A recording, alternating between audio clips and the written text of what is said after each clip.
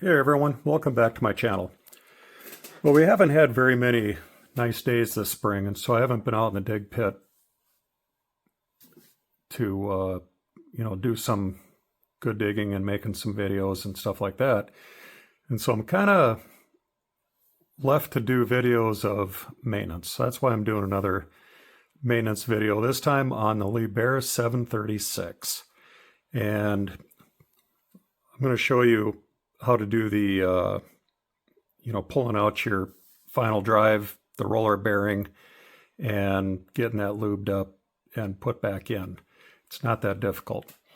I've already done the left side, and it was almost shocking how dry the bearings were and the gear stack for the planetary gear stack.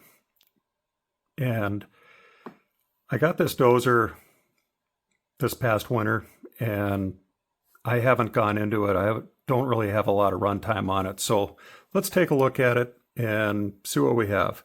So the first thing we're going to do, we got these 2mm bolts. So let's pull them off. This is just a cover. Once you have the cover off the track frame, you're going to see this 4mm hex fastener that's inside. Go ahead and pull that out, or at least loosen it up, free up the threads on the other side, and then you can just drop the whole track frame out of the way. All right, so this is what it looks like. No big deal, just a great big cap screw basically. And it goes right in there, threads into this post.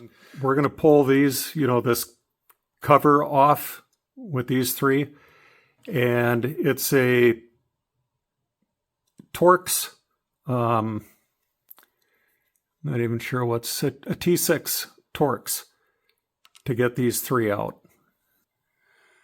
All right, I got a little ahead of myself. I forgot to tell you about these three tapered hex screws. They are extremely tight. And when you go to take these out, if your dozer is anything like mine, these are going to be so tight. Get an Allen wrench that has a nice square end to it. Nothing rounded. And then set it in there. I stood the dozer on its side so that I could take a small, like a hobby hammer, and tap that Allen wrench into that hole or into the recess as far as it'll go, and then push down on it as hard as you can and turn it. And it makes your Allen wrench flex. It's so tight. Well, I lucked out. All of these broke free, but on the other side, I had two of them loosen up, and the third one stripped out on me, and so I had to use an easy out, an extractor, to get that third one out. What a pain in the butt that was.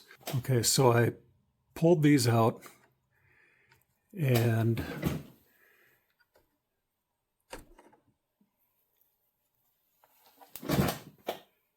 here's the bearing inside. There's a little bit of light just to show you how extremely dry that is. There is hardly any grease at all. So we'll get some grease in here pretty soon, but we have these four cap screws to pull out.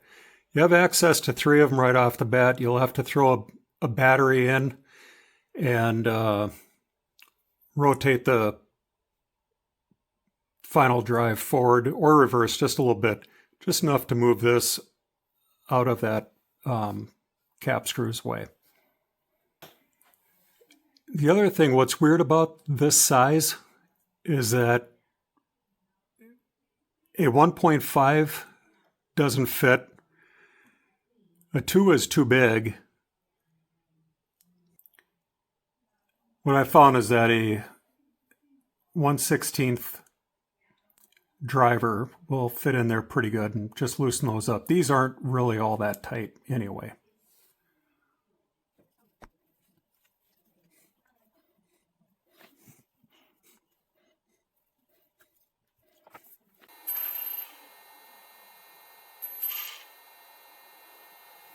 All right, that's all we need.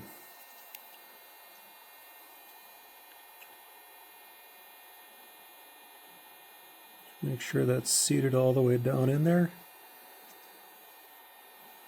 That's kind of weird. The 16th works perfect.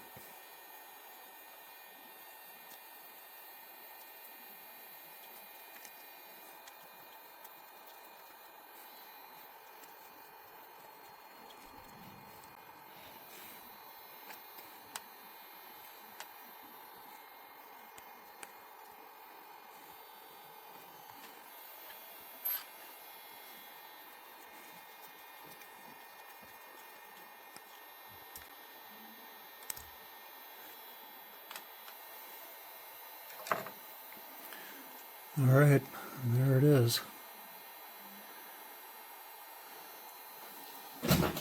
So this looks like it's in pretty good shape. Not seeing really any wear, which is good. And there is a little bit of grease left in the planetary stack, but we're definitely going to add a lot more to that. So that is the teardown. Now we'll get some lube back in the bearing, and we'll squirt some more grease in the planetaries, and we'll put it all back together.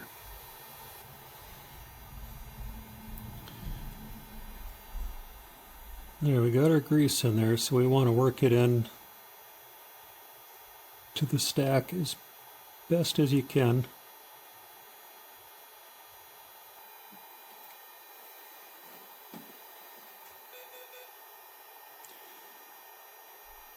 And then you just got to gently move it back and forth, and those 4 pins will drop into your gears inside. You got 4 of those planetary gears. And before we threw new grease in there, I took a look at the gears, gave them a quick inspection, and they look like they're in pretty good shape. So what we have left is this bearing. I threw some grease in there, so let's work that into place. And oh, those are happy bearings to get some grease on them. Holy cow. I'm surprised they didn't fail. They're so dry.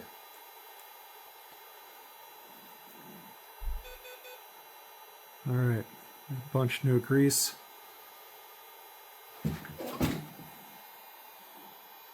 We'll put a little grease around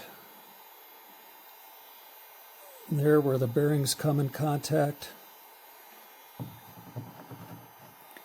We'll throw these back in place.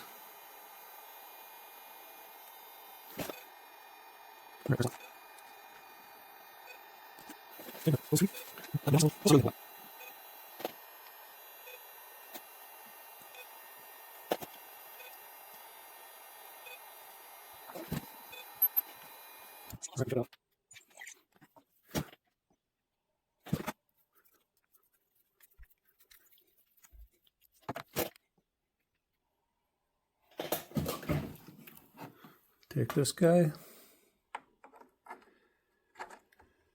slide it back on nice and gently. All right.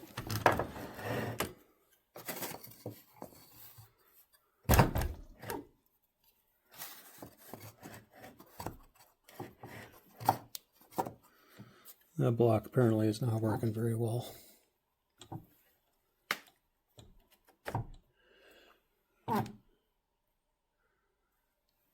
Okay. We'll put these 3 tapered screws back in. If I can find my driver. For Pete's sakes.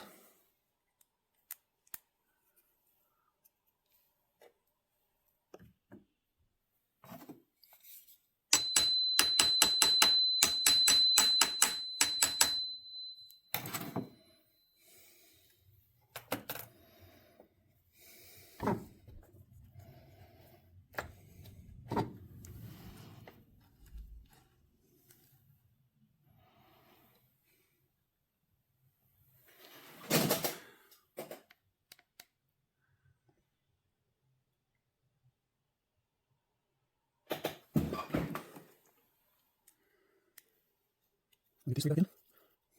And good stuff.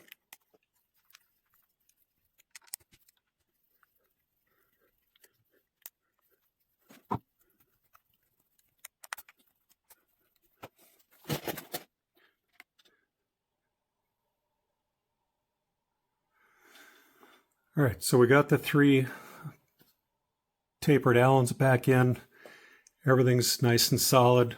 We'll put this 4mm back in here so we can get the track frame back into position.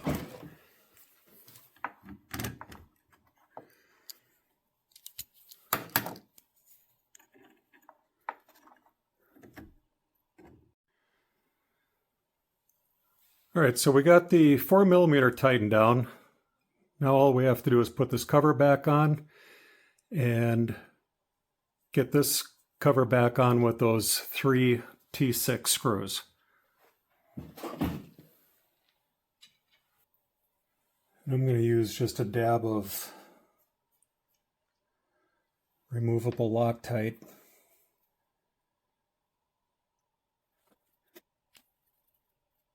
This one looks like I know.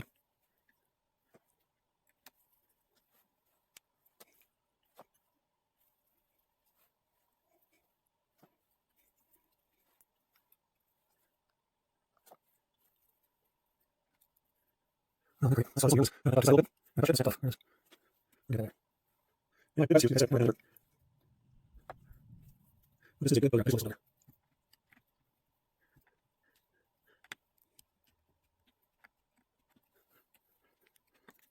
right. Now we just start it on. And you fold it like that. Perfect.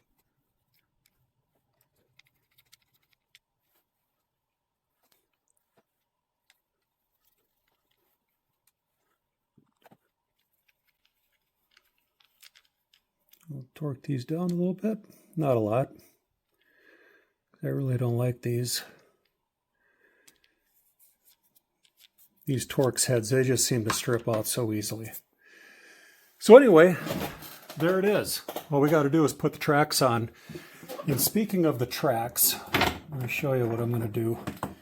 If you have a D6 or a 575, you know the track setup that has, you know, for the track pins. This is kind of silly, I think, because you have these tiny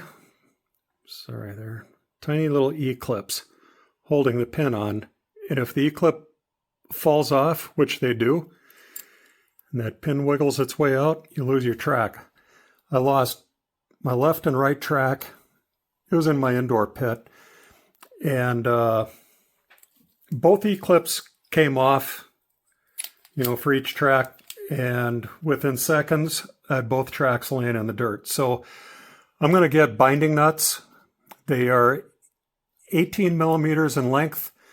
The threaded screw for the other side of the binding nut is a 2mm screw. And 2mm diameter and I think 5mm in length. And so I'm going to replace all these pins and go with binding nuts. So there you have it. The 736 is back in business, aside from, you know, I'm waiting on these binding nuts to show up from AliExpress. Hope you enjoyed the video.